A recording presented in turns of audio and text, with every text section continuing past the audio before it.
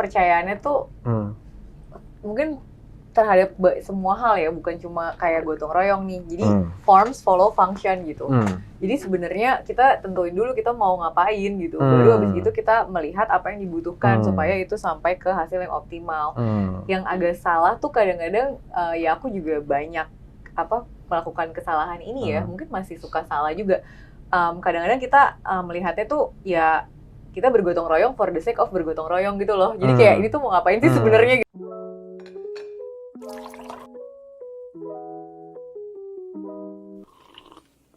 Halo teman-teman, kembali lagi di Ngopi, ngobrolin perubahan dan inovasi. Setelah sekian lama kita nggak jalan nih ngopinya, akhirnya sekarang kita kembali lagi dengan diskusi yang jauh lebih menarik karena speaker-speakernya, narasumbernya itu akan lebih banyak, lebih beragam karena kita sekarang ngomonginnya ada di innovation ecosystem. Nah, untuk episode kali ini kita akan ngebahas soal destinasi wisata bebas sampah. Tugas siapa ya? Nah, di sini telah hadir barengan nama saya ada Bang Jeff. Halo Bang Jeff, apa kabar? Baik, alhamdulillah. Oke, Bang Jeff ini perwakilan dari konsorsium Golomori dari Catalyst Changemaker Ecosystem dan juga ada Kak Gita. Halo. Apa kabar Kak Gita? Baik. Kak Gita Syahrani ini dari Sekretariat Lingkar Temu Kabupaten Lestari atau LTKL. Mungkin ada beberapa audiens kita yang belum terlalu kenal. Jadi saya persilakan dulu satu-satu untuk Bang Jeff dan Kak Gita untuk perkenalan singkat. Silakan. Siap. Silakan. Ya, saya duluan. Terima kasih Kak Far. Perkenalkan, nama saya Jeffrey. Saya selaku dari Foundation Karma Bumi. Tapi Karma Bumi ini merupakan salah satu bagian dari satu konsorsium di Golomori. Kita merupakan grantee dari project Catalyst Changemaker, which is project kita itu di destinasi tourism di Labuan Bajo. Kayak gitu. Mungkin itu? Atau mau lebih kurang panjang? Enggak, cukup kok. Thank you Bang Jeff. Oke, mungkin ke Kak Gita. Siap, halo semuanya, nama aku Gita Syahrani, bisa dipanggil Gita. Aku mewakili Sekretariat Lingkar Temu Kabupaten Lestari. LTKL ini tuh sebenarnya asosiasi pemerintah kabupaten, jadi kayak klubnya kabupaten-kabupaten yang memang punya komitmen untuk menjawab satu pertanyaan aja, yang adalah bisa nggak sih daerah itu punya pola pembangunan yang menjaga lingkungan, tapi juga menyejahterakan masyarakat dan mendorong pertumbuhan ekonomi secara paralel. Jadi ada anggotanya di Sumatera, Kalimantan, di Sulawesi, dan tugas kami di sekretariat adalah mempertemukan dengan mitra-mitra yang tepat supaya kabupaten bisa menjawab pertanyaan yang tadi gitu. Jadi aku sering bilang tugas kami di sekretariat adalah merangkai gotong royong multi pihak, kurang lebih gitu. Merangkai gotong royong. Ini bisa saya sebut ekosistem builder juga? Bisa boleh. Aku nggak tahu sih ini ekosistem builder, tapi biasanya kita kalau dari sisi teori yang bisa kita pakai emang convening atau convener. Gitu. Tapi convener yang nggak ada bahasa Indonesianya, jadi kita bikin aja perangkai gotong royong gitu. Nice one. Oke, jadi dari yang perangkai gotong royong sampai yang pelaku di lapangan, ini sengaja kita hadirkan supaya dapetin insight-nya komplit nih. Nah, kenapa sih kita ngomongin daerah bebas, daerah wisata bersih dari sampah gitu ya? Karena seperti yang kita tahu, daerah wisata nih sekarang, kita aja di Indonesia udah punya area priority gitu ya untuk destinasi wisata, dan dari Kemenparekraf pun juga sudah punya target yang cukup besar gitu ya, lebih dari 5 miliar untuk punya devisa dari pariwisata. Tapi kalau misalkan daerah wisatanya tidak terjaga, ya kan, entah itu pelestarian lingkungannya, konservasinya maupun dari sampahnya, gimana itu bisa mendatangkan devisa? Siapa yang mau hadir di sana gitu kan? Nah, sekarang kalau kita lihat banyak sekali masalah-masalah lingkungan ataupun masalah sampah yang terjadi di Indonesia gitu ya. Kayak kemarin salah satu proyek kita nih yang ada di Bali, ini adanya di Besakih, itu cikal bakalnya itu adalah dari TPS 3R yang tidak berjalan dengan semestinya gitu ya, tidak optimal. Banyaklah kendala yang terjadi di sana gitu ya, dari mulai tidak ada economy value-nya untuk masyarakat setempat, tidak adanya kolaborasi antara pemerintah dengan masyarakat, Padahal itu sebenarnya sudah dianggarkan miliaran rupiah. Jadi capex-nya untuk membangun TPS 3R tuh nggak kecil gitu ya. Tapi miliaran rupiah itu tidak menjadi return apa-apa kan kalau misalkan itu jadinya mangkrak gitu. Nah, pertanyaannya sebenarnya kenapa sih itu bisa terjadi? Mungkin Bang Jeff sama Kak Gita bisa sambil cerita contoh-contoh lain juga buat teman-teman di sini. Cerita apa lagi sih yang punya hal serupa dengan si TPS 3R tadi? Kegagalan-kegagalan yang ada hubungannya sama destinasi wisata prioritas nih kita nggak ada nih soalnya. Belum. Ya, kebetulan kita memang part of dari sisi itu project kita memang adalah Labuan Bajo. Nah, cuman flashback sedikit sebenarnya sih ketika sebelum kita menentukan di sana memang saya personally gitu ya, dan juga ada beberapa teman-teman dari foundation lain gitu ya, dari NGO lain, memang itu sangat concern melihat perkembangan di Labuan Bajo salah satunya gitu. Jadi pas kita ke sana, jujur saya waktu pertama kali ke Labuan Bajo itu 2010. Itu masih sangat-sangat sepi gitu kan. Terus saya ke sana lagi 2019. Saya kaget, ada Starbucks mau gitu. Maaf, nggak boleh nyebut merek ya. Ada chain coffee terbesar. Saya udah kaget di sana kan, gitu. Ada apa di sana? Terus pas di sana juga kebetulan ngelihat, bertemu juga dengan beberapa teman-teman di sana dan ngelihat bahwa pengembangan tourism di sana itu seperti apa. Sampai apalagi titik poinnya tuh kata teman-teman di sana sih ketika waktu itu sel komodo gitu kan. Itu salah satu titik poin di mana investasi di komodo itu sangat pesat gitu.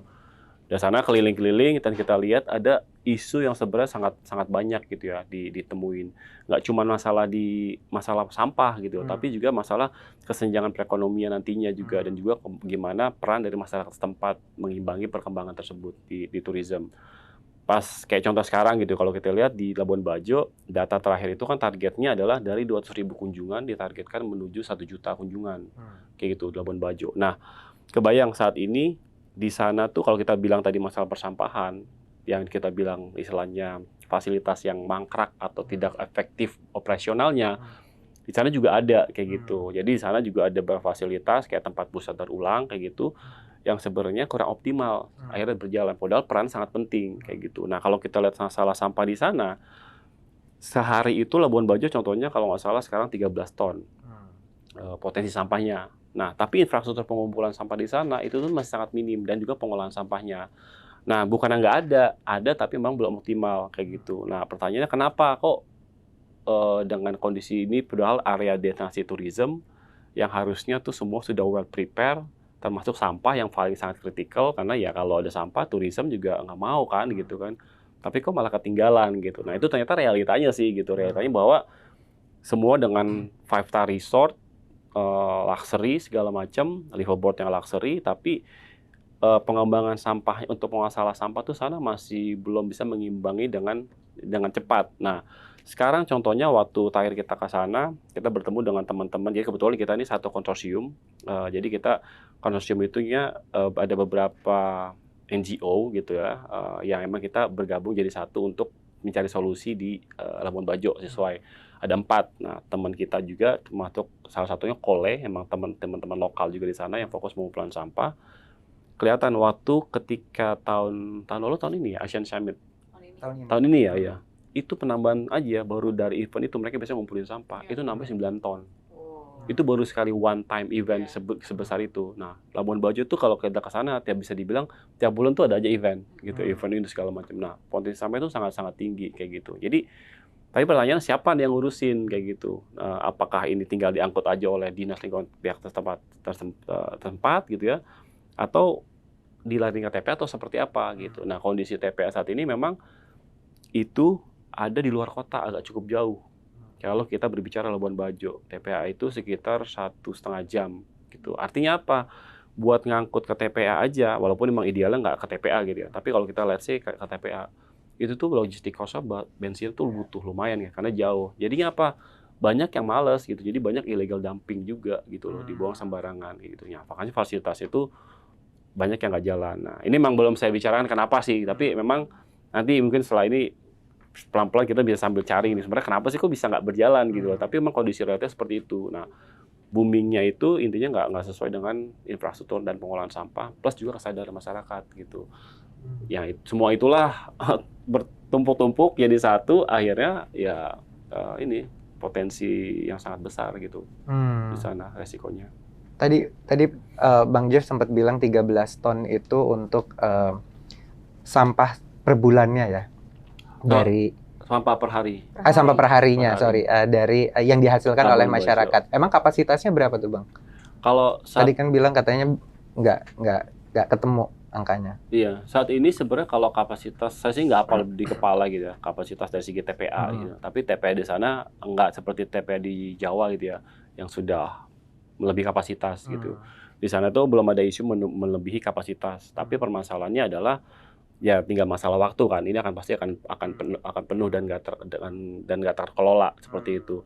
Nah, sebenarnya pertanyaannya bukan, kalau menurut saya sih lebih, kalau misalkan contoh Labuan Bajo, bukan masalah seberapa besar kapasitas kayak gitu, karena seberapa besar pun TPA yang ada pasti itu nggak akan pernah cukup gitu loh.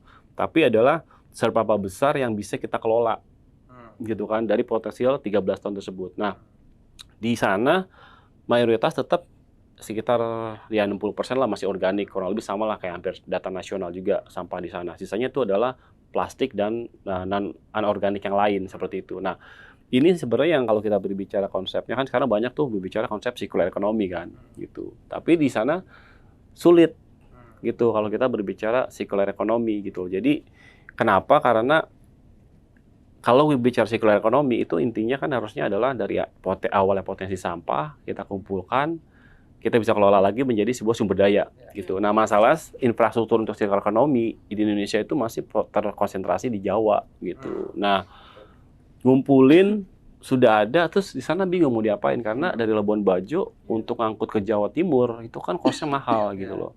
Jadinya apa yang teman-teman cari solusi ya harus bersama gitu loh. Maksudnya bersama dalam artian semua itu dikumpulkan menjadi minimal at least satu kontainer itu tuh bisa masuk dikirim ke Jawa gitu loh untuk dikelola di daur ulang.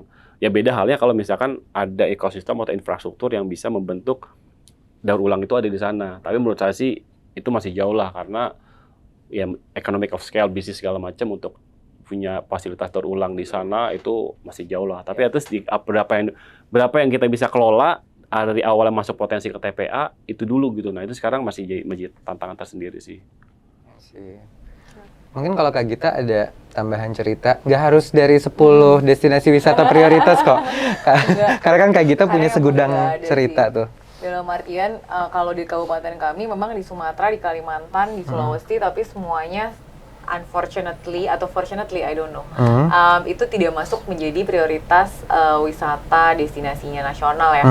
Walaupun beberapa memang punya spot-spot yang saat ini di kementerian-kementerian lain sebetulnya didorong untuk tema-tema lain atau desa-desanya didorong menjadi desa wisata. Tapi mungkin aku juga pengen narik mundur gitu kadang-kadang kalau kita lihat dari judul aja gitu ya hari ini. Destinasi wisata, masalah lingkungannya yang disoroti itu sampah gitu. Tapi kalau kami yang banyak sekali menjadi pertimbangan adalah sebetulnya dilema pada saat kita mau membuat satu tempat menjadi destinasi wisata, apakah sesuai dengan daya tampung, daya dukung, dan daya lenting ekosistem lingkungannya sendiri gitu. Dan tipe destinasi wisata itu yang seperti apa yang sesuai, karena nggak semua destinasi itu dibentuk secara semesta membentuknya gitu. Kan kita maksudnya harus percaya bahwa biofisik yang ada di dunia ini kan ada, it's there for a reason gitu. Dan dia tidak dibentuk untuk lokasi yang cocok buat mass tourism. Jadi kalau dipaksakan mass tourism, maka nanti efeknya, dominonya mungkin nggak kerasa sekarang, tapi dalam 3 tahun, dalam 5 tahun, dalam 10 tahun akan kerasa seperti apa yang dirasakan Cape Town sekarang misalnya.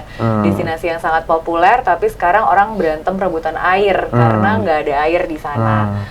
Bisa juga terjadi seperti misalnya kemarin rame-rame melihat gitu, menyaksikan langsung Ubud banjir besar dan macet total gitu, nggak bisa gerak gitu karena memang jalannya kecil-kecil gitu, tapi dijadikan destinasi di mana banyak sekali orang berkumpul mungkin tidak siap. Jadi mungkin ngelihatnya sampah itu satu hal karena itu sebetulnya apa ya, dampak yang timbul pada saat mungkin ada perubahan perilaku orang-orang yang berkunjung, tapi pada saat perencanaan juga mungkin kita perlu melihat ini sebetulnya secara kondisi biofisik dan terutama kondisi teman-teman masyarakat yang memang sudah tinggal di sana, itu cocoknya dibawa kemana gitu. Saat ini mungkin kalau di kabupaten kita yang aku kasih contoh yang paling early aja ya, yang paling latest malah, kita setiap 2 tahun sekali tuh memang bikin festival di kabupaten ganti-gantian. Jadi yang hosting adalah kabupaten anggota kami. Yang paling terakhir kemarin hosting di bulan Juni adalah Sulawesi Tengah, khususnya Kabupaten Sigi. Tapi Kabupaten Sigi ini bekerja sama dengan Provinsi Sulawesi Tengah dan juga bekerja sama dengan 4 kabupaten lain dan 1 kota. Karena mereka tergabung di dalam satu kawasan yang namanya Cagar Biosfer. Jadi kalau kasih analogi gitu ya, kalau aku nggak tahu perumahan yang paling keren di Jakarta, aku nggak tahu Pondok Indah gitu mungkin. Bisa. Nah, Cagar Biosfer ini adalah versinya perumahan paling keren untuk ekosistem keanekaragaman hayati gitu.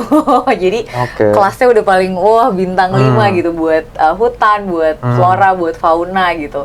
Nah, Cagar Biosfer di situ namanya Lorelindo. Dan di situ bukan hanya ada keanekaragaman hayati, tapi ada budaya juga. Jadi kalau kita jauh-jauh nih ke UK gitu ya untuk lihat Stonehenge gitu, di situ ada banyak situs megalitikum yang memang sangat spesial buat Indonesia. Nah, kenapa waktu itu kita bikin festivalnya bareng-bareng? Karena kita ngelihat, kalau untuk melindungi Cagar Biosfer ini tetap terjaga dengan fungsinya dia yang memang memberikan kita air, memberikan kita udara, ngasih kita tanah yang subur gitu. Itu harus dikerjakannya bersama-sama. Nggak mungkin cuma Kabupaten Sigi aja, tapi harus ngajakin juga Poso, Donggala, Parigi Motong, harus ngajakin Kota Palu, ngajakin provinsi juga gitu. Nah, balik ke destinasi wisata yang dilakukan waktu itu adalah mencoba menemukan titik-titik yang memang menarik nih untuk dieksplor secara destinasi wisata. Untuk juga melihat dan menemukan kira-kira pola apa yang cocok. Jadi agak dibalik nih, kadang-kadang perencanaan itu muncul kayak dari langit gitu kan. Jadi maksudnya, ini sudah ada blueprintnya karena mungkin ada yang berhasil di negara mana gitu, ada yang berhasil di tempat mana, itu diaplikasikan sebagai blueprint yang dicobakan di tempat-tempat lain. Nah, ini kita coba menggabungkan antara yang sudah bagus dari sisi blueprint, tapi diuji coba bareng sama bukan hanya teman-teman dari lokasi tersebut, tapi juga sama mitra-mitra yang punya expertise.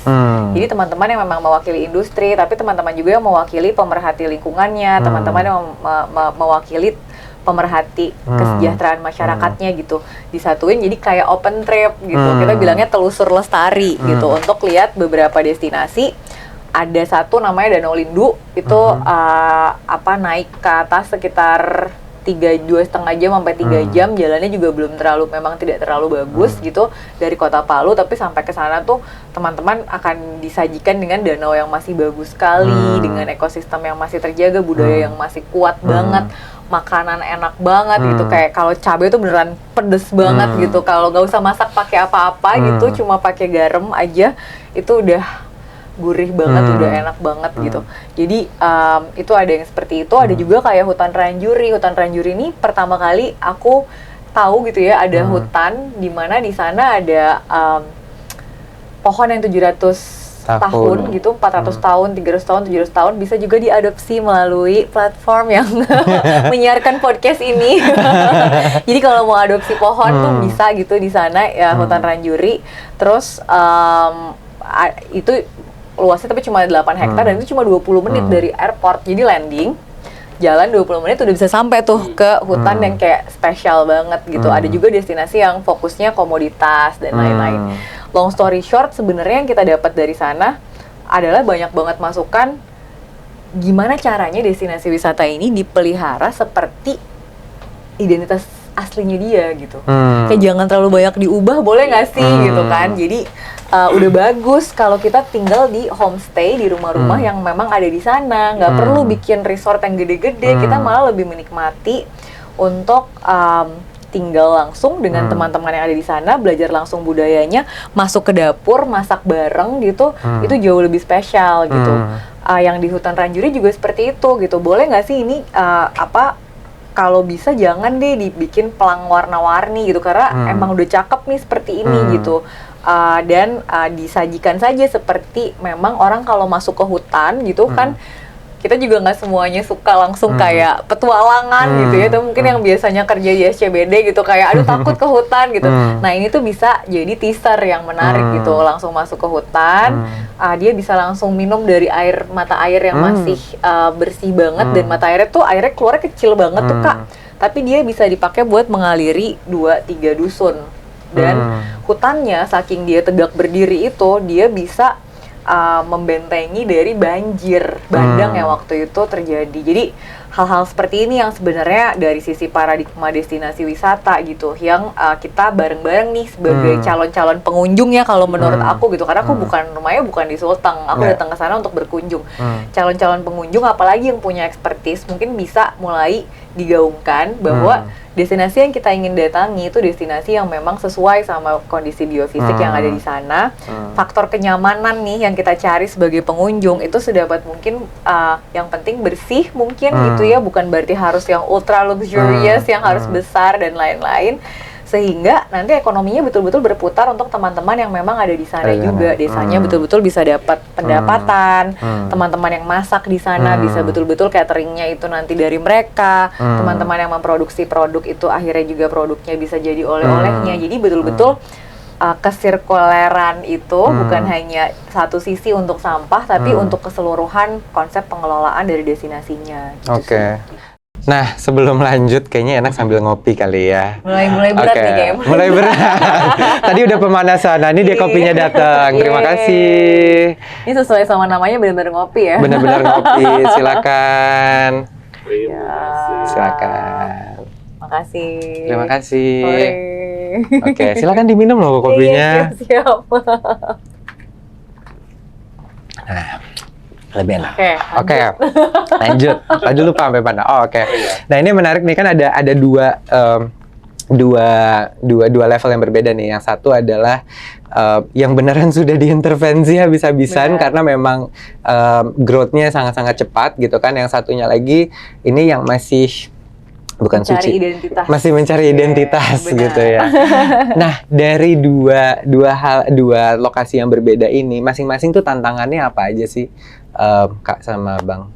Mungkin Kak Gita dulu kali gantian. Kalau dari sisi tantangan, sebenarnya yang pertama tadi soal imajinasi itu sih kadang-kadang karena kita kalau yang kita amati dan dapat dari feedback banyak mitra kemarin tuh kalau nggak salah ngikut sekitar hampir 70 lebihan mitra sih di beberapa 175 deh kalau nggak salah total yang ikut di 6 jenis telusur. Jadi ada yang dari budaya, dari komoditas dan lain-lain.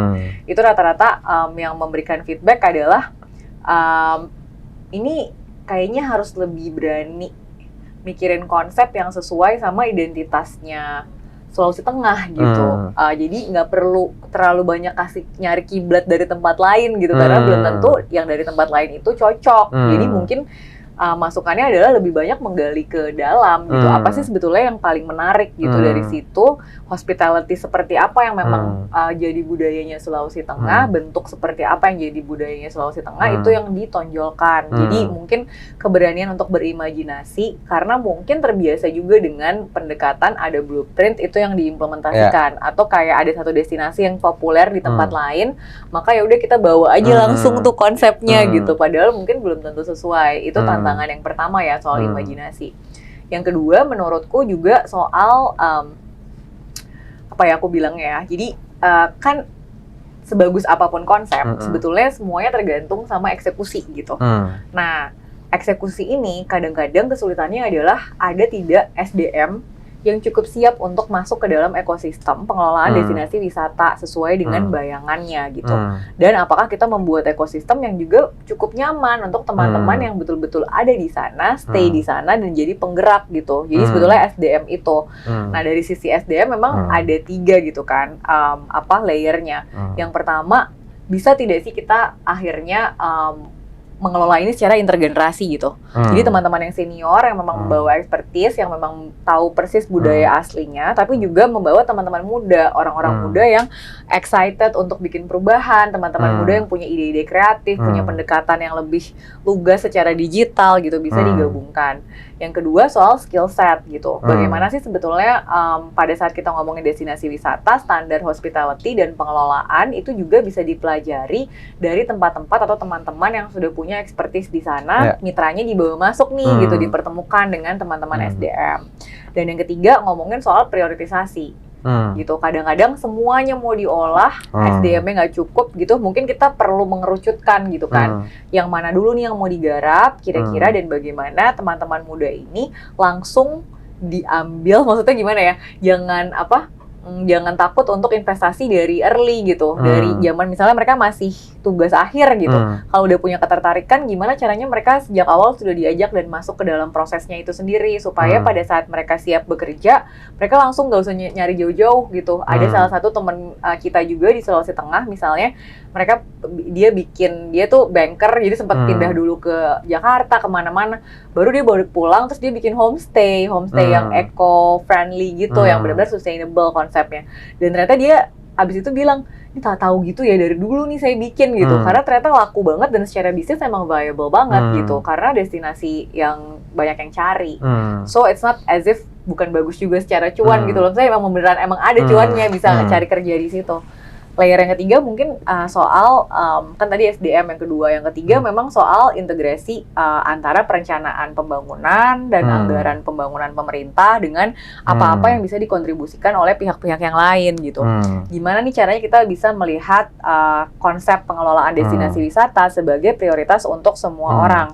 Itu kan mulai dulu dari menyepakati kita mau ngeroyok yang mana dulu gitu. Pada saat kita udah sepakat mau ngeroyok, bagi perannya kayak gimana nih gitu. Mungkin nanti kita bisa ngobrol lebih lanjut ya, gimana cara membagi peran biasanya terjadi, tapi yang aku pengen tekankan adalah itu tuh sebetulnya tidak segampang itu gitu. Pada saat kita udah masuk ke mengintegrasikan prioritas dari banyak pihak yang interestnya beda-beda, kemudian timeline-nya juga beda-beda. Kadang-kadang ada yang memang proyeknya setahun aja gitu, nggak bisa lebih lama lagi gitu. Ketersediaan anggarannya beda-beda dan cara kerjanya juga beda-beda gitu. Ini gimana caranya kita bisa sampai ke titik di mana oke, kita mau fokus ke beberapa titik, tapi di beberapa titik itu kita akan kerjakan secara serius dan akan bagi peran sesuai dengan resource yang kita punya. Kita akan taruh semuanya di meja gitu ya, terbuka dan benar-benar gotong royong gitu. Jadi tantangannya itu juga sih yang nomor 3 gitu, mungkin ngelihatnya secara holistik. Gitu. Nah, pause dulu yang nomor 3 karena ini yang mau saya bahas lebih lanjut sebenarnya. Diam dulu, oke. Ya, itu menarik. Nah, pengen tanya sama Bang Jeff dulu, gimana kalau misalkan tantangannya di Bajo? Ya, nah di Bajo ini juga sebenarnya bisa bilang kayak serupa tapi unik juga ya, gitu, dengan destinasi super prioritas lain, terutama daerah area tourism.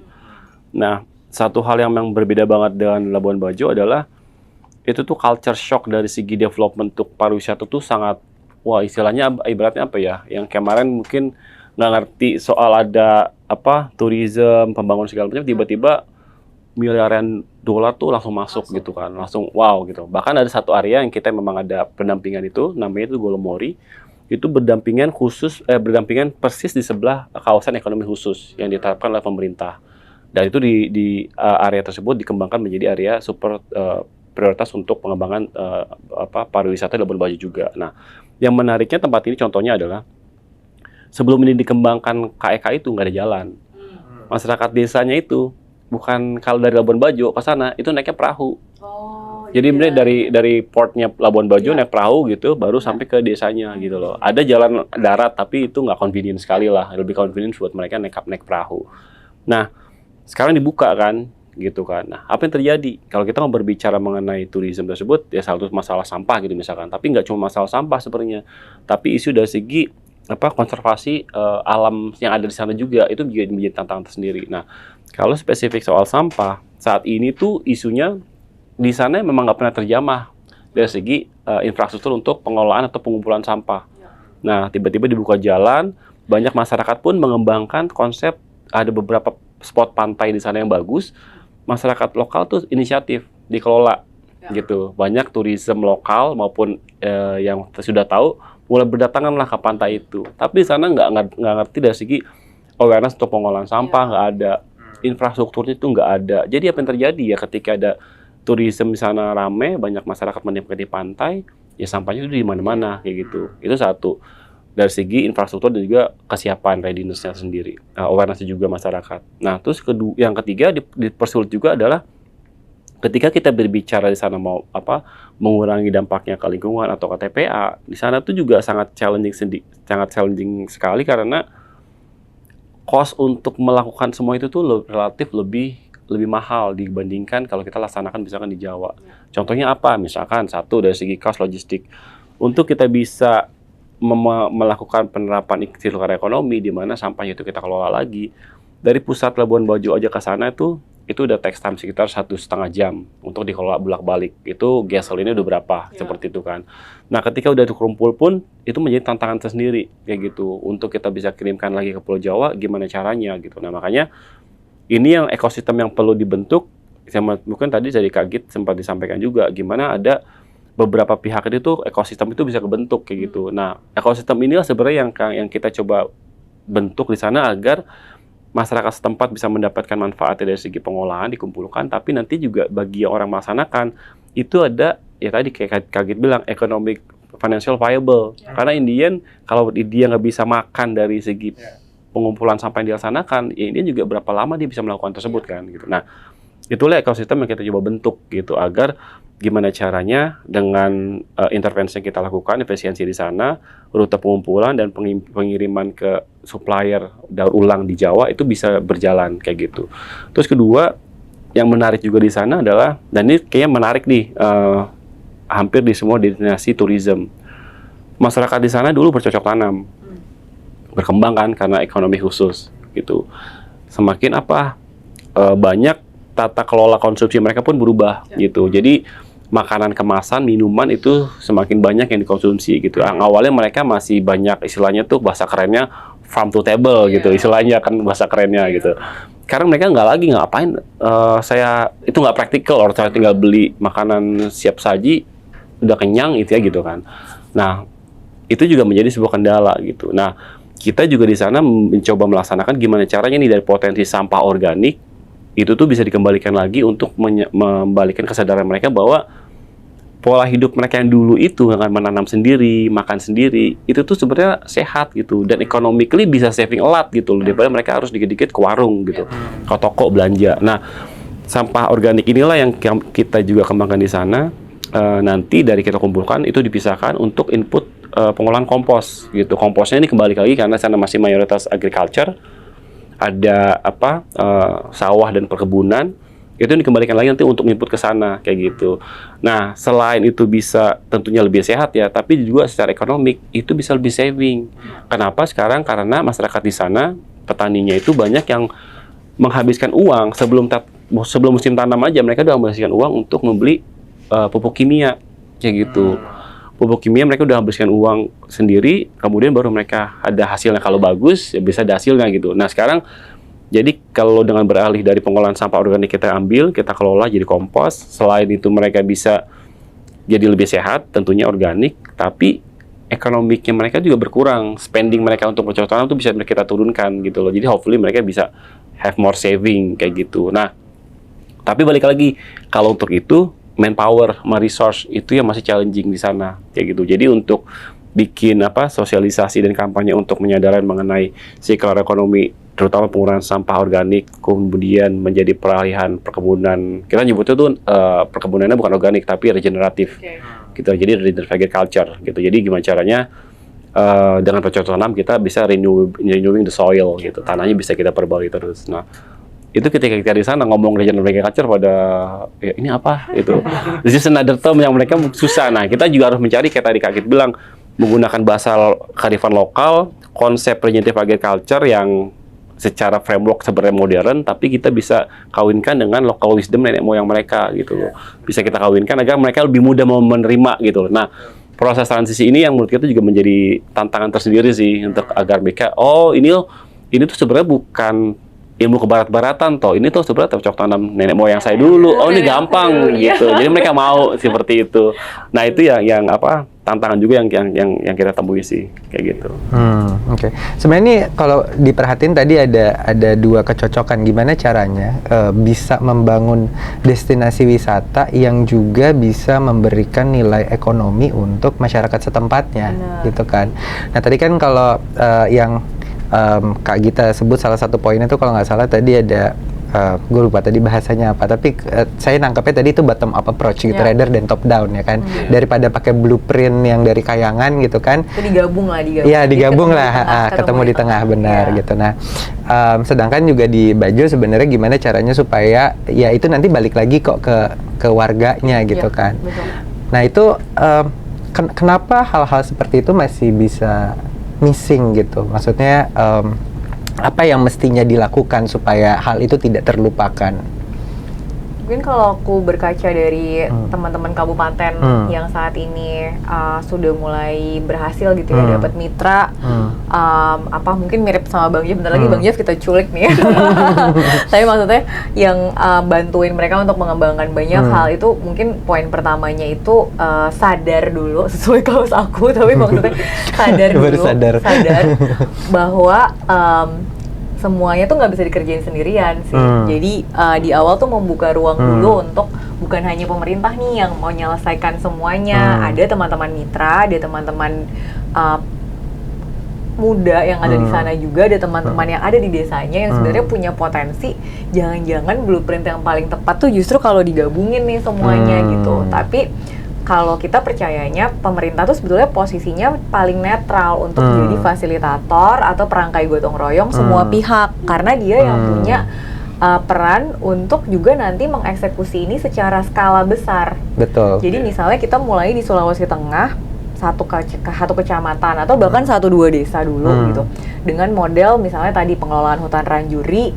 Kemarin kita bawa salah satu teman yang memang brand sustainable product gitu ya, dan dia juga sangat jago nih mengolah cerita dan storytelling. Terus dia bilang, udah kita bikin aja ini tourismnya adalah foraging di ancient forest. Jadi kita sebenarnya meramban di hutan purba gitu, kayak keren gitu kan. Nah, kalau kita ketemu nih cara pengelolaan di Ranjuri, mungkin kalau kita mengerjakannya cuma kita aja nih tanpa perannya pemerintah sebagai fasilitator, ya jadinya sekecil itu aja gitu.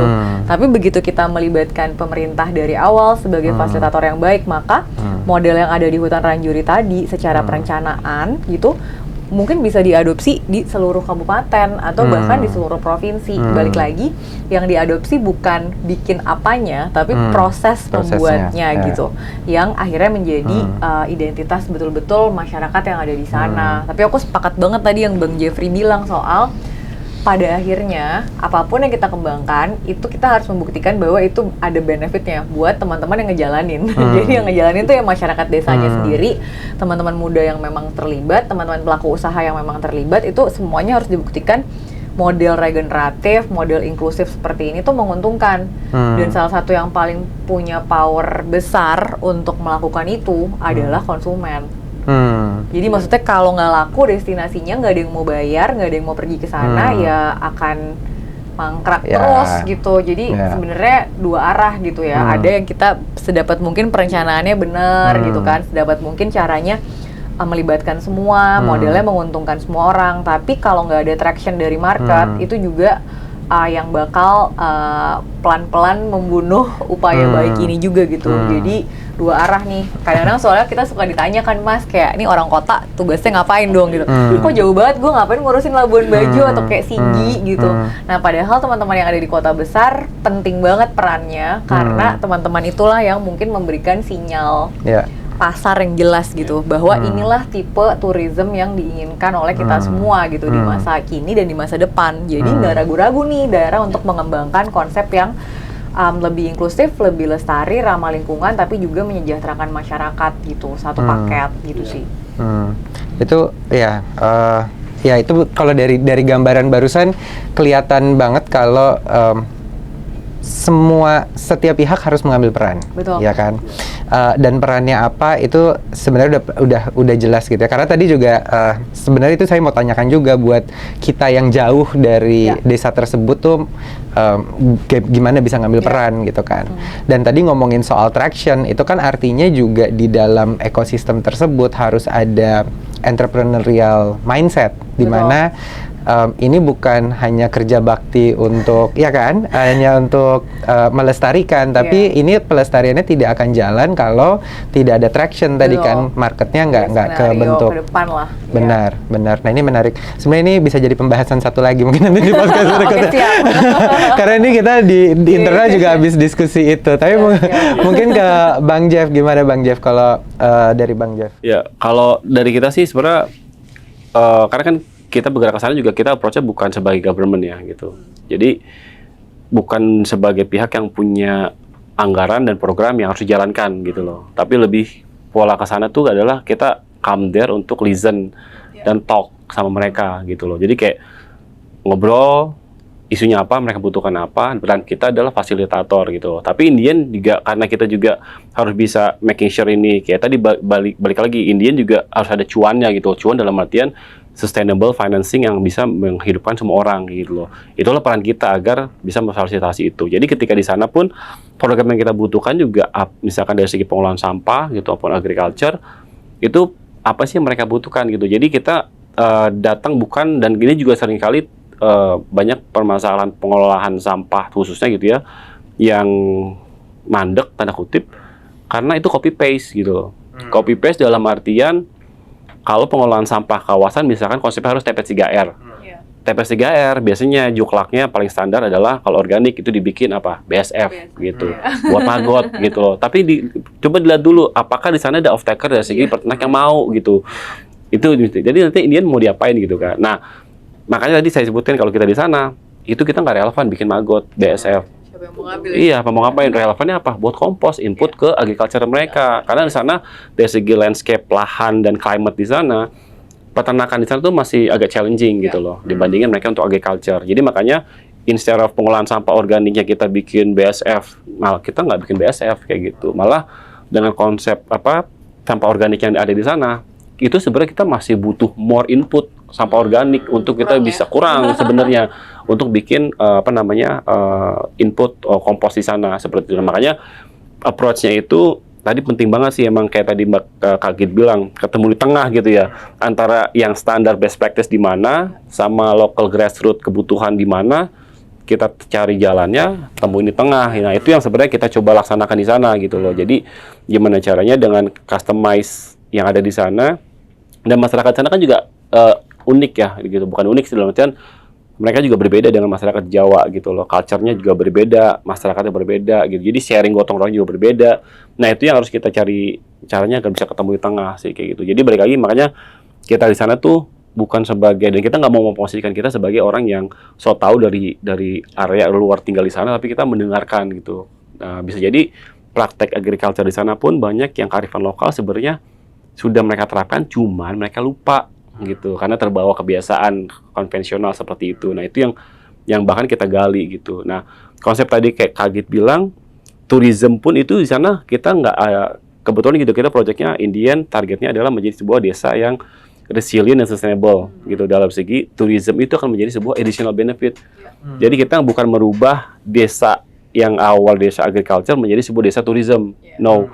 Kita desa agriculture, kita perkuat agriculture-nya, tourism itu sebagai added value gitu, bonus tambahan, income tambahan. Nah, di sana pun yang kita identifikasi seperti itu, bukan jadi kita nggak, dan kalau kita approach-nya mau langsung buru-buru gitu, di sana kebetulan tuh ada satu tebing bagus banget.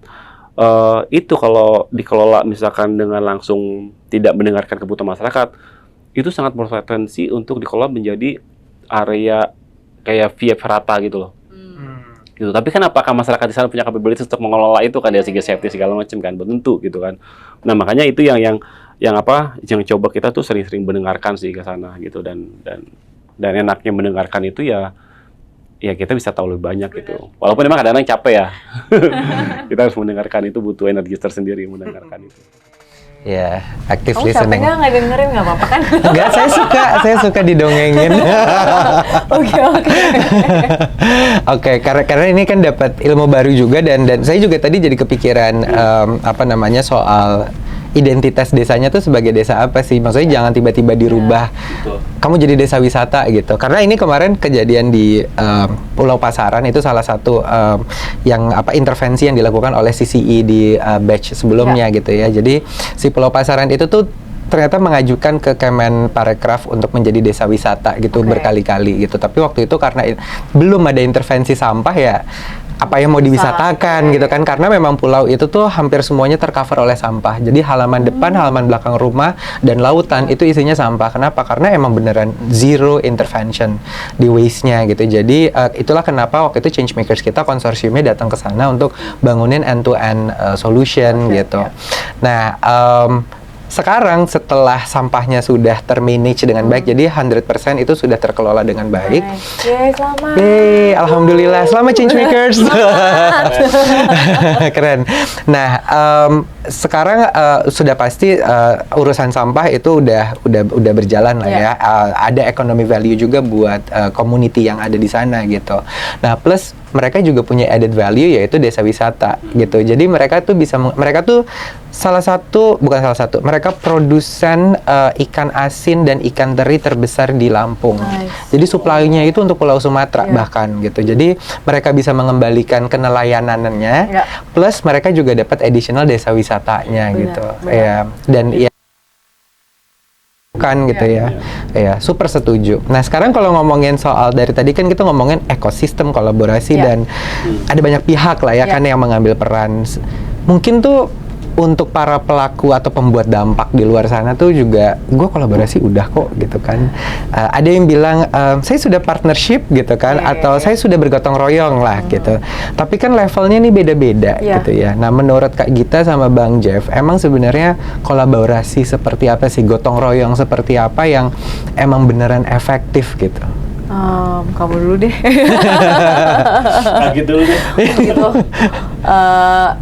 Apa ya, kalau aku kepercayaannya tuh mungkin terhadap semua hal ya, bukan cuma kayak gotong royong nih. Jadi forms follow function gitu. Jadi sebenarnya kita tentuin dulu kita mau ngapain gitu. Baru habis itu kita melihat apa yang dibutuhkan supaya itu sampai ke hasil yang optimal. Yang agak salah tuh kadang-kadang ya aku juga banyak melakukan kesalahan ini ya. Mungkin masih suka salah juga. Kadang-kadang kita melihatnya tuh ya kita bergotong royong for the sake of bergotong royong gitu loh. Jadi kayak ini tuh mau ngapain sih sebenarnya gitu, kayak kumpul-kumpul ini gitu. Jadi mungkin yang aku pelajarin adalah memang destinasinya harus jelas sekali gitu. Dan destinasinya bisa se-abstrak. Kayak di LTKL tuh kan katanya suka dibilang abstrak gitu. Emang visinya apa sih? Visinya mau menyelamatkan ekosistem penting setidaknya 50% dengan cara-cara yang menyejahterakan setidaknya 1 juta keluarga gitu ya.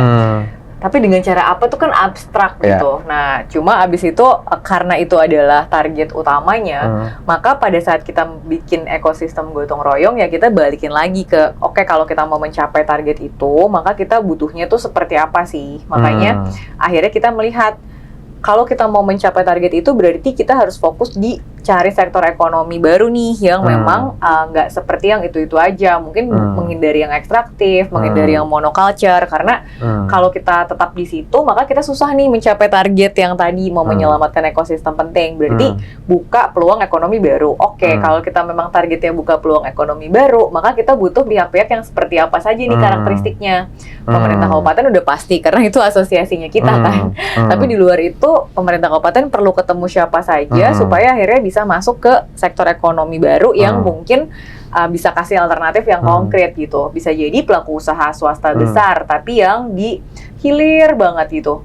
Apakah itu akhirnya jadinya industri kesehatan atau industri kecantikan? Oh, kenapa ke sana? Oh, karena kalau di ujung sini yang di tempat ekosistem penting, komoditas yang paling banyak dan memang endemik di sana adalah satu jenis pisang misalnya. Tapi pisang itu biasanya dimanfaatkan hanya untuk keripik pisang saja.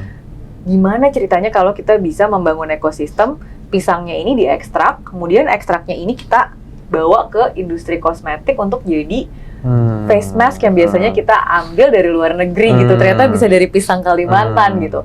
Nah, untuk membangun ekosistem yang seperti itu berarti kita menemukan oh kita butuh yang bantuin ngulik nih dari pisang bisa jadi apa. Berarti itu komunitas yang mungkin bioteknologi, mungkin bisa ngelihat dari etnobotani, dari bioekonomi at large gitu ya.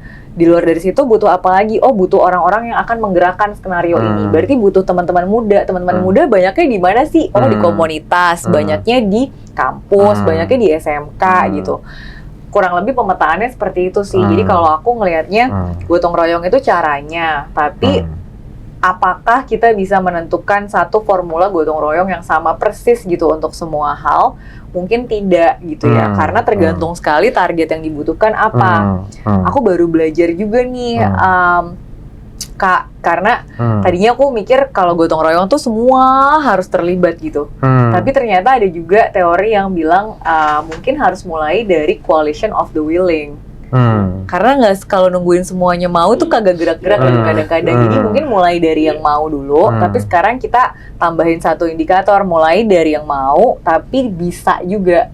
Jadi kadang-kadang dia mau tapi nggak ada kapasitas, jadi sulit juga, kita nggak bisa guilt tripping dia gitu, karena dia emang nggak bisa. Jadi ya udah mulai dari yang mau dan yang bisa. Biasanya dari koalisi atau kegotong royongan mau dan bisa itu tumbuh nih sesuatu yang konkret. Nah, karena ada sesuatu yang konkret ini, jadi lebih banyak lagi yang mau. Karena biasanya orang butuh lihat dulu yang konkret, yang benar-benar jadi. Kayak tadi regenerative farming gitu di kabupaten kita, ya harus ada dempot dulu yang benar-benar jadi, baru petani yang lain mau tuh ngikut gitu kan. Jadi sama sih modelnya seperti itu. Kalau mau ditarik lagi, kalau dari sisi kayak teori kali ya, buat teman-teman change makers yang tertarik buat collective action atau collective impact, biasanya aku pegangnya tuh 5 unsur aja sih. Jadi ada share target atau shared goals. Jadi ini yang tadi bener-bener banget, mulai dari mendengar, listening tour, yang benar-benar memahami, tapi itu keluarnya target bareng-bareng. Kalau udah ada target bareng-bareng, terus kita mendefinisikan juga apa sih arti sukses buat kita. Jadi teman-teman yang data analis, data scientist ini disinilah kamu bersinar gitu, dimana kamu kayak mendefinisikan arti sukses sama nggak sukses yang bisa diukur, dan itu disepakatin sama semua. Jadi nggak ada nanti perdebatan yang kayak ini sukses deh, kayak ini nggak sukses deh gitu. Terus yang ketiga adalah gimana cara kita bikin pola komunikasi. Kadang-kadang pola komunikasi kita mikirnya terus keluar terus gitu, padahal di dalam gotong royong kita ini harus ada pola komunikasi yang continue juga ke dalam. Yang keempat, biasanya kita mikirin gimana caranya ini betul-betul diterjemahkan menjadi aksi bersama yang konkret tadi tuh, yang aku ceritain soal seeing as believing, harus mulai dulu dari aksi yang konkret. Dan pembagian peran yang jelas juga gitu. Untuk aksi konkret itu biasanya langsung bisa berbagi peran secara lebih konkret juga kan. Nah, elemen yang kelima biasanya terlupakan gitu, adalah memang harus ada leadership dalam bentuk individu, karena nggak ada kayaknya perubahan sistem atau gotong royong sistem tanpa individu yang menggerakkan. Jadi emang harus ada tuh, dan individu ini nggak harus kayak presiden gitu atau kayak kepala dinas gitu, enggak, biasanya dia yang mampu menggerakkan aja. Peran yang keenam yang biasanya kita jadiin kayak, kalau ini roda gitu, ini kayak porosnya. Porosnya itu kita bilang backbone gitu. Ini menjustifikasi peran kita sih sebagai fasilitator dan perangkai gitu, karena biasanya orang mikir 5 elemen ini akan jalan dengan otomatis gitu, padahal kayaknya harus ada yang bikin ini semua terorkestrasi dengan baik. Dan di sini peran dari perangkai gotong royong atau fasilitator itu. Jadi kurang lebih kalau aku gabungin antara teori sama praktek gitu kali ya. Oke. Penasaran sama soal leadership gitu ya, karena kemarin tuh sempat ada diskusi juga, saya sempat diskusi sebenarnya kalau kita ngomongin ekosistem gitu. Ekosistem itu kan mestinya tiap orang punya ya walaupun ekspertisnya beda-beda, tapi setara lah semuanya kan, sama-sama owning goal, sama-sama owning problem, sama-sama owning solution gitu. Kalau ada leader kan artinya ada satu yang mendirect gitu kan. Terus akhirnya apakah memang leader itu tetap, pertanyaannya jadi apakah leader itu memang sebenarnya perlu apa enggak? Terus nanti ekosistemnya jadinya bukan pure ekosistem dong gitu kan.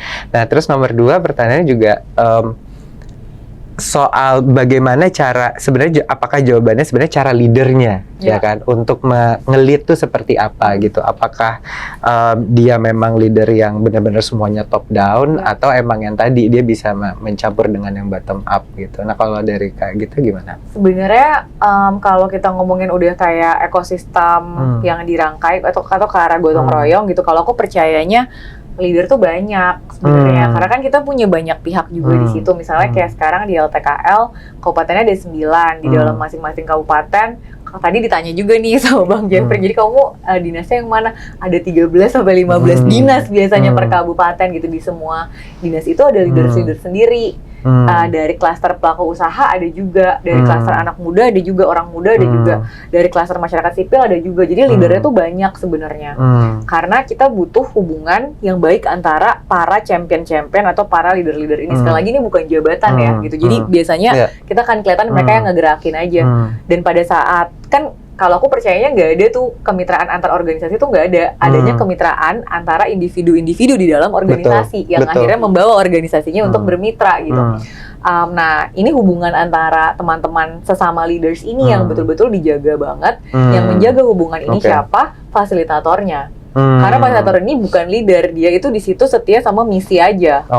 Kayak project manager lah, tapi maksudnya dia memastikan semua leaders ini bisa gerak ke arah yang bareng-bareng. Tapi ya ini beda lagi kalau kita ngomongin kayak dari perspektif legalitas ya. Kalau kita sepertikan ekosistem, biasanya badan hukumnya apa sih yang dipilih? Perkumpulan gitu. Ya perkumpulan harus sih di akta harus submit tetap ketua, sekretaris, bendahara gitu. Jadi kalau di antara leaders-leaders yang banyak ini mau dipilih, akhirnya itu ya silakan ditentukan kembali oleh teman-teman yang akhirnya bikin konsorsium atau bikin koalisi gitu. Tapi balik lagi ke yang dirimu tadi bilang, caranya seperti apa? Begitu sudah masuk ke dalam ketua, sekretaris, bendahara, harus diingat pengambilan keputusan tertinggi sebuah perkumpulan adalah rapat umum anggota. Jadi sebetulnya yang harus dia urus tetap anggotanya, dia bukan kayak absolute monarki gitu ya. Jadi dia malahan harus serving rapat umum anggota, yang berarti suara yang paling berharga ya semua suara dari konsorsium atau perkumpulan itu gitu sih. Jadi dari sisi kacamatanya aja kali ya yang agak beda sama kayak corporate atau yang tipe yang lain. Betul, sepakat.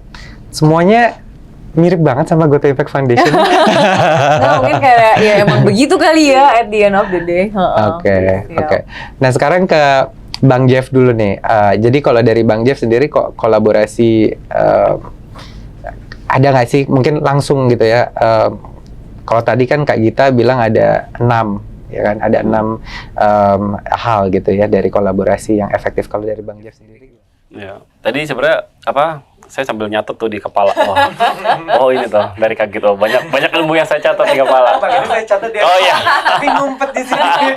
Saya lupa. Iya makanya saya ternyata itu runutannya gitu. Tapi benar sih, secara prinsip pertama yang paling penting ini dulu sih kayak tujuan dan kita mau kemana sih bersama-sama, itu yang paling penting sih. Dan apakah ini hanya sifatnya political, short term, impact-nya mau seperti apa gitu loh. Itu mungkin yang paling penting karena ya itu yang paling susah juga sih untuk ditemui gitu ya. Terus kedua, kalau dari kita nih kebetulan kalau kita reflect ke konsorsium kita nih di Golomori dengan project dari sisi ini, why-nya sih kayak happen to be kita ini kayak istilahnya apa ya, mungkin sound to cliche ya, kayak semestakung gitu loh. Benar, nggak klise, itu benar banget. Iya makanya, jadi even before ada sisi ini, kita tuh sebenarnya udah dengan masing-masing tuh kita ada 4 konsorsium. Saya mewakili Karma Bumi, kita fokus itu memang regenerative culture. Jadi gimana caranya kita bisa nge-reversing climate change dengan cara balik lagi nature-based solution, model bercocok tanam, cara kita living, all the things yang related ke situ. Terus kedua, ada dari konsorsium kita kedua tuh KOLE, emang mereka fokusnya adalah pengolahan sampah. Ketiga ada Direct Clean Actions, mereka memang fokus untuk banyak kegiatan edukasi terkait dengan pengolahan sampah. Dan keempat, teman-teman dari Sky Volunteer, mereka emang fokus ke mitigation bencana dan membentukkan ketahanan bencana, desa tahan bencana seperti itu. Nah, sebelum pas ke sana, kita tuh even saya personally gitu, jauh pas di sana kayak miris gitu dengan lihat kondisi sana, kayak I really want to do something di sini gitu, something yang emang bisa creating impact buat me personally dan juga siapapun yang ada di sana gitu kan. Ketemu tiba-tiba all of a sudden ada CCI dan happen to be kok kita nge-klop gini berempat gitu ya. Dan kita nge-klop berempat dan saling melengkapi gitu loh. Nah, paling penting balik lagi ekosistem kebentuk itu kalau dari refleks kami, why-nya itu sih. Nah, why itu kan balik lagi ke fundamental human being ya. Either as a social impact, financial impact, atau environmental impact, atau whatever impact yang you want to achieve kan gitu. Some people ada mau yang di financial doang, ya it's okay, it's their right gitu, nggak ada yang benar nggak ada yang salah kan menurut kita gitu. Nah, Yang paling penting itu sih gitu, why-nya. Nah, kebetulan why kita ini memang satu something yang beyond financial gitu. Kayak kita want to have something yang emang kita bisa mengkontribut dari apa yang bisa kita laksanakan. Kedua baru ya dari segi long term-nya gitu. Of course harus ada financial stability gitu. Makanya ketika project dan konsorsium Golomori, contohnya kalau saya mewakili Karma Bumi, emang kita di Jawa Barat pun sudah beroperasi dengan cara bisnis regenerative agriculture gitu. Jadi kita mengolah sampah organik, kita bikin kompos, kita berjualan sayuran gitu, bahkan even kita juga berjual wisata juga terkait juga dengan training workshop, farm to table experience, that kind of stuff kayak gitu. Nah itu yang sebenarnya yang kita terapkan dan why-nya itu tuh berarti terindikasi lab tuh di dalam situ gitu loh. Jadi yang kita mau laksanakan sana nggak for the sake of simply karena apa namanya ada project, tapi even karena emang this is thing yang kita mau lakukan kayak gitu loh. Makanya waktu itu sebelum announcement CCI itu kita berempat itu tuh sama teman-teman udah komit whatever happen kita menjadi grantees or not kita tetap jalan ya gitu karena kita udah nge-klop nih gitu dan kita berempat saling melengkapi lah gitu kan ya eventually itu yang terjadi sih. Makanya kalau buat kita ekosistem itu tuh nggak hanya semerta mengenai kayak kita mau ke sana apa tapi kayak tanya juga kayak why are you guys sitting here gitu on this table gitu loh. If it doesn't matter ke dirimu, kamu kayak ngapain di sini? Kayak Indian nanti it's just a matter of time someone akan bail out juga gitu. Atau things nggak working atau ada challenge apa, give up gitu loh. Nah itu yang kita coba hopefully knock on wood sih kita nggak sampai ada nggak kejadian. Tapi itu sih mood kita. Nah happen to be itu why kita tuh very strong. Kita masing-masing emang this is thing yang we passionate about kayak gitu laksanakan. Mungkin itu sih. Ya of course nanti Indian financially cuan harus ada ya karena Indian kalau view ya karena kan kita bukan filantropi ya kita bukan apa istilahnya punya passive income yang banyak bisa ngapain gitu so Indian Tapi amin ya. ya harus amin juga kalau bisa ke sana gitu mudah-mudahan tapi ya itu sih kalau once itu bisa establish at least secara financially jadi kita juga bisa melaksanakan ini terus-terusan sih. Oke. Ih, senang banget dengarnya apa tadi tuh kayaknya chemistry-nya tuh dapet banget gitu ya. Kayaknya yang ngejahit itu emang si Y-nya kalau tadi cerita dari Bang Jeff gitu ya. Ya, by the way, apa namanya ini karena jamnya sudah, kayaknya kita ngobrol tuh udah lama banget. Saya baru sadar ternyata sudah mau habis waktunya gitu. Karena kan kesibukan dari Kak Gita sama Bang Jeff juga yang luar biasa. Jadi mungkin kita akhiri dulu. Kayaknya ini cocok kalau saya lanjutin pakai ngopi beneran mungkin di luar. Ngopi beneran. Ini seru banget ngobrolnya. Terima kasih banyak Bang Jeff, terima kasih Kak Gita atas waktunya. Thank you teman-teman. Berikut ngopi edisi destinasi wisata bebas sampah. Tugas siapa? Jadi udah tahu ya tugas siapa. Tugas kita semua. Tugas kita semua gitu. Nah tadi juga udah ada hal-hal dari apa yang udah disampaikan oleh Kak Gita dan Bang Jeff. Kalau misalkan memang ini tugas kita semua, terus gimana cara bagi tugasnya gitu. Makanya nanti mungkin kalau misalkan mau tahu lebih lanjut, kita nonton episode ngopi berikutnya. Terima kasih. Bye.